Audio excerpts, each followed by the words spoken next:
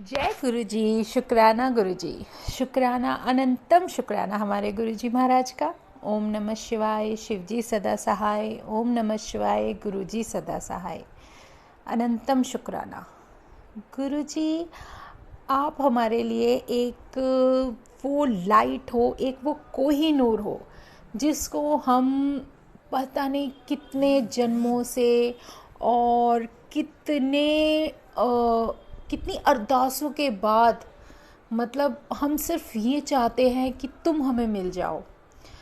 और लेकिन संगत जी, कई बार मैं कुछ संगत के जब क्वेश्चंस मेरे पास आते हैं या उनके दिल की बात मुझ तक पहुंचती है, तो मैं उन सब से इतना यही कहना चाहूँगी कि देखो, जब हम भगवान को मांगने की भगवान से ही ज़िद करते हैं, जब हम अपने रब के सामने अरदास करते हैं, तो वो ज़रूरी नहीं कि हमारी एक अरदास में ही हमें सुन लें।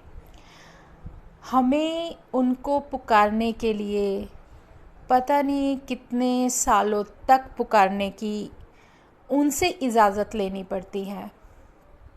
उनकी मर्ज़ी पर ही मुमकिन है सब कुछ। वो कब हमें दर्शन देंगे, वो कब हमारा साथ देने आएंगे। देखो, वैसे तो वो हमारे साथ हमेशा हैं, हमेशा हर इंसान के साथ हैं, उनके अंग संग हैं, उन्हें बाहर मत ढूंढो, वो आपके अंदर ही हैं। लेकिन सिर्फ एक हम जो इंसान है ना, हम सिर्फ उन्हीं चीज़ों पर विश्वास करते हैं जिनको अपनी आँखों से देखते हैं या उन्हें महसूस करते हैं। इसलिए हमारे रब को एक वो रूप लेकर हमारे सामने आना पड़ा जिसमें हम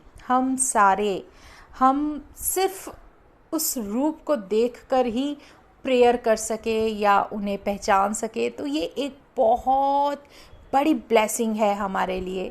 हमारा रब बहुत प्यारा है और एक वो हमारा भगवान ऐसा है, इतना प्यारा है कि वो जब सामने होता है ना, तो हम आसपास कुछ नहीं देख सकते, कुछ भी नहीं। रब हमेशा ऐसा ही होता है। और पहली बार शायद किसी के दर्शन हमें हुए हैं। दर्शन का मतलब ये नहीं होता संगत जी कि आपके सामने भगवान साक्षात आके खड़े हो जाए या आपको ये बोले कि देखो मैं खड़ा हूँ। ऐसा कुछ नहीं है। आप उनको एहसास करो। आप उनको जब अरदास करते हो ना, तो हमारी एक के बाद पता नहीं कितने दिनों की अरदासें होंगी। चाहे वो अरदास हमारी 2 साल चले, 3 चले, 5 चले, हो सकता है कि हमारी कितने जन्मों तक अरदासें चलती हैं। तो ये सब उस मालिक की मेहर पर ही निर्भर करता है, हमारे ऊपर नहीं। तो इसलिए संगत जी, प्लीज़ एकदम से, जैसे मुझे कई बार कोई संगत बोल देती है कि हमें भी दर्शन चाहिए, हमें भी दर्शन चाहिए, ऐसे नहीं होता। हमारा कार्मिक अकाउंट जो खुला हुआ है उस भगवान के सामने, जिस पोटली को हमने उनके कदमों में डाला है, उसके अकॉर्डिंग ही हमारा एक टाइम सेलेक्ट होता है कि इस टाइम पीरियड में वो हमें मिलेंगे या दिखेंगे। वैसे वो अपनी हर संगत के साथ होते हैं, उन्हें कभी कोई तकलीफ़ नहीं होने देते, कभी कोई परेशानी नहीं होने देते, ना वो कभी अकेला छोड़ते हैं। लेकिन ये विश्वास आपको अपने अंदर लेना पड़ेगा, तभी आप ये समझ पाओगे कि भगवान कभी हमसे अलग नहीं है। लेकिन है क्या? वो हमारा विश्वास है। हमारे अंदर नेगेटिविटी इतनी ज़्यादा कोशिश करेगी कि हम उन पर से विश्वास हटा दें कि वो ऐसे, वो ऐसे, वो कैसे, वो क्या करते थे, क्या नहीं। इन चीज़ों में ध्यान मत दो। सिर्फ फोकस रखो तो एक अपने उस भगवान पर रखो जिसने तुम्हें पल पल सिमरन करने का मौका दिया, जो तुम्हारे सामने साक्षात बैठे हैं तुम्हारा कल्याण करने के लिए। किसी चक्कर में मत पड़ो, किसी भी चीज़ पे शक मत करो। अगर उस रब को पाना चाहते हो तो सिर्फ दिल से, सच्चे मन से, सच्चे भाव से एक अरदास करते चले जाओ। वो अरदास ही आपको उस प्रभु से मिला सकती है।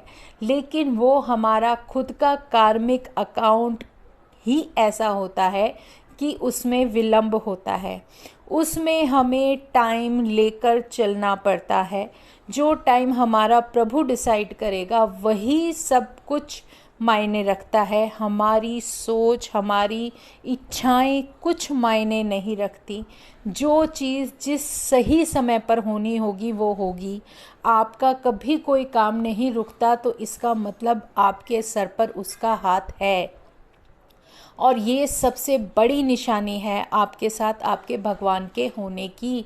आपको आपके आंसर्स मिलने शुरू हो जाते हैं। ये सबसे बड़ी मेहर है उसको देखने की कि आपके साथ वो हैं।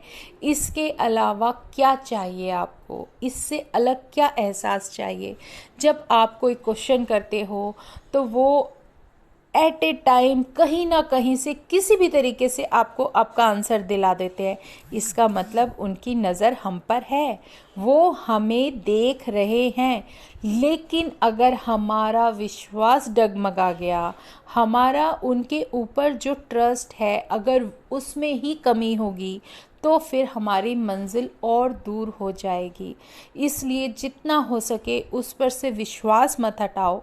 अपना विश्वास रखो संगत जी, वो मिलेंगे, वो मिलते हैं, वो हमारे साथ ही हैं।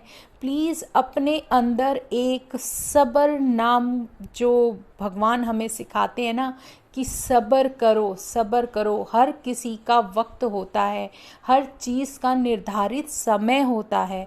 संगत जी प्लीज़ पेशेंस रखो। वो पेशेंस ही भगवान हमें बार बार सिखाते हैं।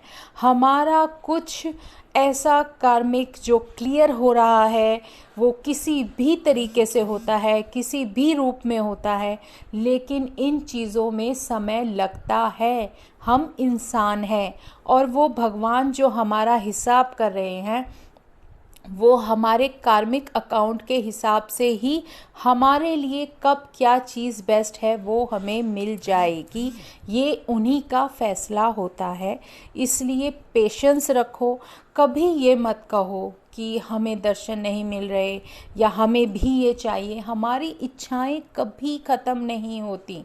कभी भी एक चीज़ आपको मिलती है, एक आपको साइन मिल रहा है, आपको भगवान आपको सब कुछ दिखा रहा है और उसके बाद अगर आप ये कहो कि हमें भी ये चाहिए, हमें भी वो चाहिए, तो हमारे हिसाब से हमारा रब नहीं चल सकता।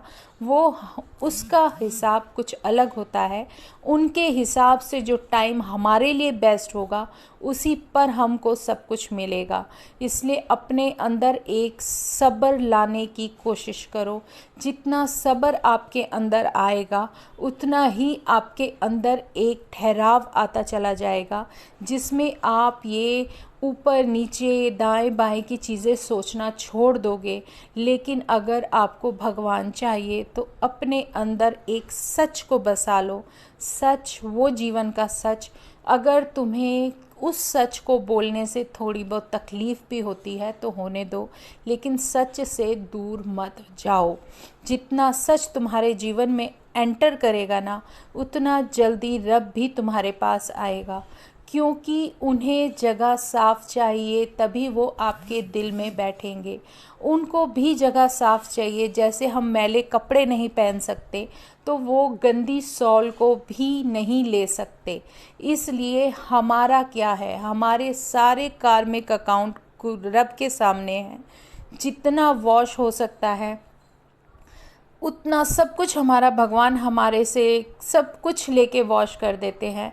लेकिन जो आने वाला टाइम है, जो हमारा प्रेजेंट चल रहा है, जो हमारा आने वाला ऐसा टाइम चल रहा है, अगर उसमें हम उन चीज़ों को दोबारा रिपीट करेंगे, दोबारा से गंदा करेंगे, तो फिर वो दोबारा से वैसा ही हो जाएगा जिससे आप बचना चाह रहे हो।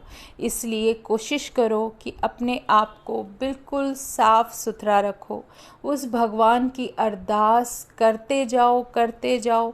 आपने देखा है कभी हम किसी चीज़ को अगर रगड़ कर साफ़ करते हैं ना, तो वो होता चला जाता है होता चला जाता है, लेकिन उसमें टाइम लगता है। कभी भी गंदगी एक साथ साफ़ नहीं होती, उसमें वक्त लगता है। कई बार बहुत ज़्यादा गंदा डस्ट होता है और हमारे ऊपर, हमारी सॉल के ऊपर पता नहीं कितनी जन्मों का जो मैल है वो है, उसको वॉश होने में तो टाइम लगेगा। इसीलिए तो हमें गुरुजी बोलते हैं कि गुरबानी सुनो। आपके हर क्वेश्चन का आंसर उस गुरबानी के अंदर है। कुछ ना कुछ ऐसा हमसे ना चाहते हुए भी अनजाने में कुछ गलत हुआ होता है, जिसका भुगतान हमें इस जीवन में करना ही करना है। अगर आपको उन चीज़ों से बचकर निकलना है, आप चाहते हो कि आप भी अपने भगवान के करीब जाओ, तो इन चीज़ों से दूर रहो।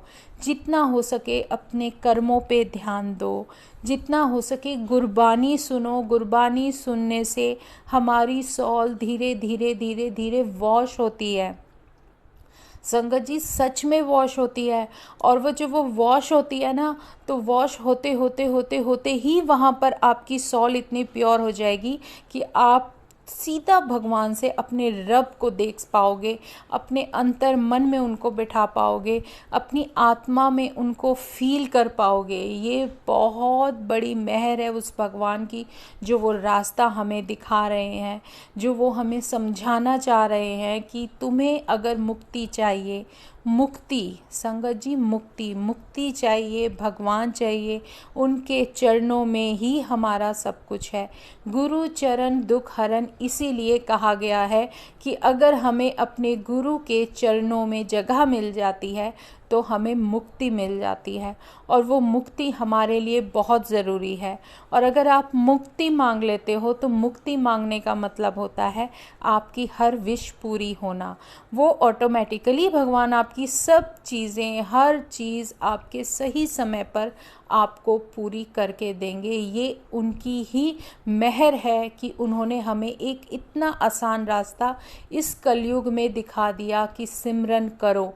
ये कलयुग है संगत जी। इस कलयुग में जितना सिमरन के रास्ते आप धीरे धीरे धीरे धीरे अपने मंजिल तक पहुंचोगे, उतनी आपकी सॉल प्योर होती जाएगी। और वो भी प्योरिटी हमारी शब्द सुनने से आती है, गुरबानी सुनने से आती है, जो हमारे नानक जी ने इतने प्यार से एक एक चीज़ सिखा रखी है, हमें बता रखा है कि हमें ये सब करना है। तो आप सोचो, समझो और अपने अंदर एक सब्र लाने की कोशिश करो। हर चीज़ एकदम से नहीं मिलती, हर कोई कच्चा फल नहीं खा सकता। आप अपने जीवन में हर चीज़ अपने समय से पहले पाना चाहोगे तो वो नहीं मिलेगा, इसलिए उसको टाइम दो। टाइम हमारी मर्ज़ी से नहीं होता, टाइम हमारे भगवान की मर्ज़ी से होता है। हर किसी की जर्नी अलग है, हर किसी का रास्ता अलग है। हमारा कार्मिक किस तरीके से क्लियर होगा वो रब जानता है, हम नहीं जानते संगत जी। प्लीज़ अपने अंदर पेशेंस लाओ।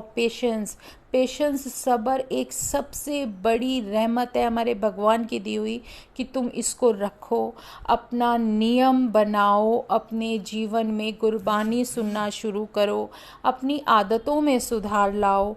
थोड़ा करके जब धीरे धीरे आप आगे बढ़ते हो, तब आपका रास्ता अपने आप बनता चला जाता है। एकदम से कुछ नहीं मिलता।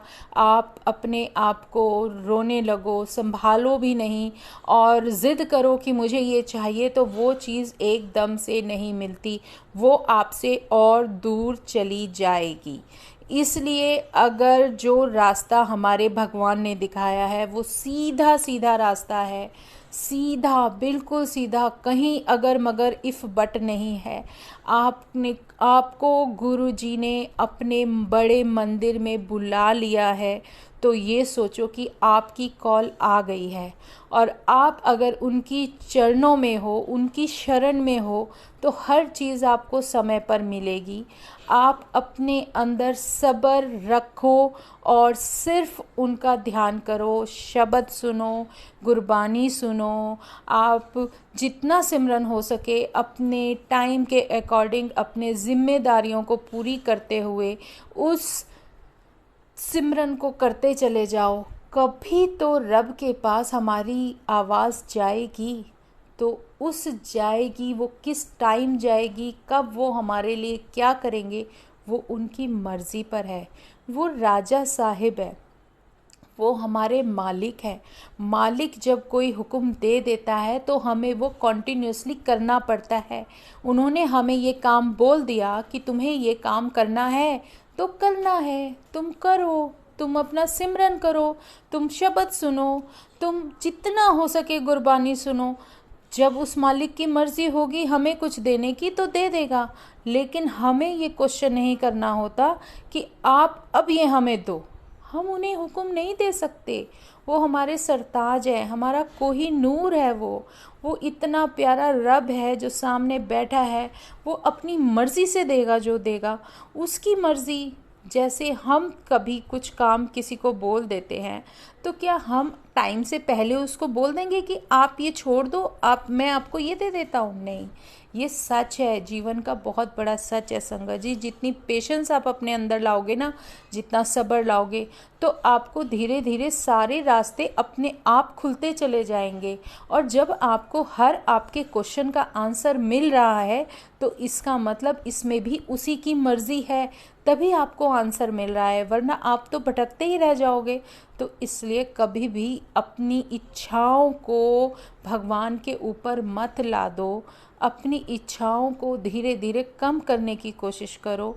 धीरे धीरे ये कोशिश करो कि जो हमें कहा गया है हम वो करें, ना कि अपनी ज़बरदस्ती ज़िद भरी बातें भगवान के सामने ज़बरदस्ती करने के लिए मजबूर करें। भगवान नहीं सुनेंगे तो फिर इसका मतलब ये थोड़ी कि वो सच नहीं है, वो सच है, वो बहुत बड़ा सच है।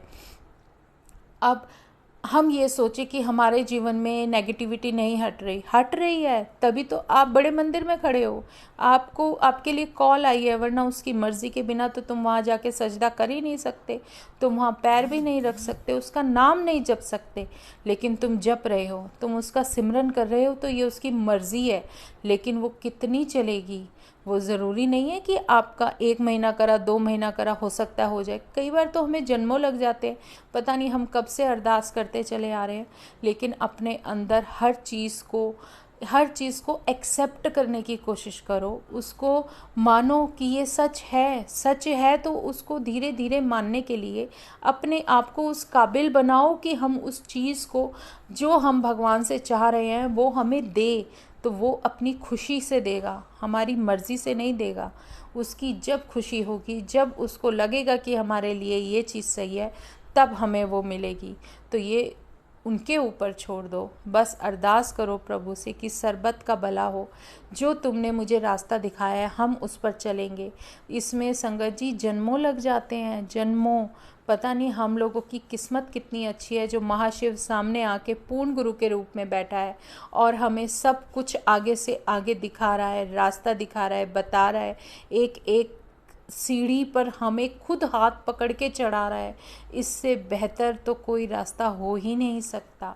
और हमारे जीवन में कब क्या मिलेगा हमें क्या पता, तो ये उसकी मर्ज़ी है। जैसे मैं आपको कल अपने सत्संग में बता रही थी कि संगत जी मेरे घर में नवरात्रों से, और पता नहीं मैं कब से कितनी आप सोचो कि मेरे साथ ये सब कुछ एकदम से हो गया, नहीं, पता नहीं मेरा भी कितने जन्मों से चल रहा है ये हिसाब। और कब आके इस बर्थ में जो शुरू से मेरे को मेरे शिव ने पकड़ लिया, या मेरे शिव ने सब कुछ इंट्यूशन दिलाया। जैसे आज कुछ याद आ रहा था मेरे को, एक बहुत बड़ी पुरानी बात, जब मैं छोटी थी, मैं होंगी कोई 14-15 साल की या कुछ, आप इमेजिन करोगे मेरी विश कैसे पूरी होती थी। मुझे कोई चीज़ पसंद है तो वो मेरे पास आ जाती थी। जैसे मुझे कश्मीर का फ़िरन बहुत पसंद था पहनना, वो फ़िरन ही होता है, मैं स्वेटर्स वगैरह नहीं डालती थी, मैं वो फ़िरन पहनती थी। मुझे बहुत अच्छी तरह से याद है, मुझे 2 से 3 बार इतना सुंदर फ़िरन ब्लैक कलर का मिला था और एक बार रेड कलर का मिला था, और मैं कुछ नहीं पहनती थी सिवाय उसके कि कोई भी ड्रेस डाली और उसके ऊपर फ़िरन। बहुत पसंद था और वो हमेशा मेरे पास आ जाता था, जहाँ कि मुझे नहीं पता कहाँ से आ रहा है, कौन किस तरीके से आ रहा है, लेकिन वो मुझ तक पहुँचा। वो फ़िरन मुझे बहुत याद आता है, मेरे बहुत फेवरेट फ़िरन्स होते थे वो। और टाइम के अकॉर्डिंग जैसे राजस्थान से कभी लहंगा आया तो वो मुझे पसंद था, राजस्थानी लहंगा जो उसकी कढ़ाई होती है बहुत सुंदर थी, वो राजस्थानी लहंगा मुझे पसंद था, तो वो भी मुझे मिला। लेकिन पता नहीं कहाँ से आया, कैसे आया, रास्ते कहीं से भी बन जाते हैं, लेकिन उस भगवान का जो प्यार होता है ना वो हमें मिलता रहता है।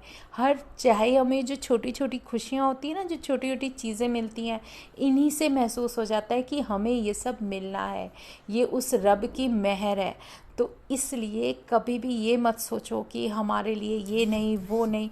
अब हमारा जो लाइफ था जो था, लेकिन अब इस समय प्रेजेंट में अब जो हमारे साथ हो रहा है, हो सकता है पता नहीं मेरा कार्मिक अकाउंट कैसा था, उसको चलते चलते कितने साल हो गए कि मैं उनसे अरदास कर रही हूँ और आप लोगों को लगे कि एकदम से इनको सब कुछ मिल गया। नहीं, ऐसा नहीं है संगत जी। आजकल जो 6 से 7 साल के बच्चे उस भगवान से जुड़ जाते हैं तो पता नहीं कितने जन्मों से उनका कनेक्शन चला आ रहा है, तब जाके वो इस जन्म में वो बचपन से जुड़े हैं। लेकिन आप सोचो बचपन से नहीं, पता नहीं कितने जन्मों से जुड़ रहे हैं, तो उनकी जो मेहर है गुरु की, उनको इस जन्म में मिली है। तो ये तो ज़रूरी नहीं है ना कि सबको एकदम से सब कुछ मिल जाता है, ऐसा कुछ नहीं है। मन में वहम मत करो, अपने आप को साधो और अपने आप को इस काबिल बनाओ कि भगवान हमारी अरदास सुन सके। अपने अंदर सब्र लाओ, हर चीज़ में वक्त लगता है और इतना अधीरपना अच्छा नहीं होता, जैसे मुझे कई बार सुनने को मिलता है तो मुझे बड़ा अजीब सा लगता है। तो ऐसा नहीं है संगत जी, बहुत वक्त लगता है इन चीज़ों में। और एक बात बताऊं, जैसे कल सत्संग में बता रही थी, मेरे घर में नवरात्रों से, जैसे लास्ट नवरात्रों से शुरुआत हुई थी, पता नहीं कितना एक छोटी सी जोत इतना धुआं कर दे, इतना ज़्यादा ब्लैक ब्लैक ब्लैक, मेरा तो डेली का रूटीन हो गया था। और एक दिन सप्तमी या अष्टमी का दिन था, मुझे अच्छी तरह से याद है, उस छोटी सी जोत से आप यकीन मानोगे इतना ज़्यादा उसके अंदर से धुआं निकला था, जैसे कि मेरे घर में मेरे महाराज ने हवन कर दिया हो। मतलब किसी चीज़ की ज़रूरत नहीं, सिर्फ उसकी वही अरदास, वही प्रार्थना और पूरे घर में हवन। तो कुछ तो उन्होंने किया, कुछ तो मेहर बरसाई, कुछ किसी चीज़ों से तो वो बचा रहे हैं। तो वो एक साइन, छोटा सा एक इशारा ही काफ़ी होता है हमें आगे के हमारे जीवन में बढ़ने के लिए, ले जाने के लिए। तो ये बहुत बड़ी मेहर है हमारे रब की, जो कि उसने हमें दी है। उस महाराज ने हमें अपना प्यार दिया है, उसको तो हम कभी ये क्वेश्चन ही नहीं कर सकते कि गुरुजी आप ये कर दो, आप वो कर दो, आपने ये क्यों किया, ऐसा कुछ नहीं। अब तो उन्होंने समझा दिया और इतनी ज़्यादा पेशेंस दे रहे हैं कि हम ये नहीं बोल सकते कि गुरुजी क्या, मतलब हमें कितना टाइम लगेगा। टाइम लग रहा है क्योंकि वो भी हमारे भले के लिए लग रहा है, क्योंकि वो हमेशा यही कहते हैं कि जो भी देना है मैंने तुहानू परमानेंट ही देना है। अब परमानेंट देने के लिए जो बीच में तकलीफ़ें, जो प्रॉब्लम्स आएंगी, उसको तो वो दूर करेंगे ना। तो ये उनकी बहुत बड़ी मेहर है। अब अगर हमारी कभी तबीयत ख़राब हो जाती है तो हमें पता है हमारी दवाई कहाँ है, हमारे दवाई हमारा सिर्फ गुरुजी का जल प्रसाद है, वो लेते हैं और हम सही हो जाते हैं। तो ये तो बहुत बड़ी बात है ना। तो उनका तो हर तरीके से ऐसा, मतलब एक कहते हैं ना, एक ऐसा कनेक्शन हमारा हमारे भगवान से है कि हम अगर उनसे कुछ बोले ना तो वो बोलने से पहले ही सुन लेते हैं। सच में ये चीज़ें होती हैं, वो पहचान कराते हैं। और ये कई बार क्या होता है कि जैसे हम सोच भी नहीं सकते, लेकिन उन्हें पता है कि मेरी कौन सी ब्लेसिंग किस संगत के पास कहाँ जानी है, किसको कहाँ से मिलना है, सब उनकी मर्ज़ी के ऊपर है। और एक है ना वो गुरु जी के वो एक शब्द है कि देख देख जीवा, गुरु का दर्शन देख देख जीवा, गुरु चरण धोए धोए पीवा। और ये सब होना बहुत ज़रूरी है।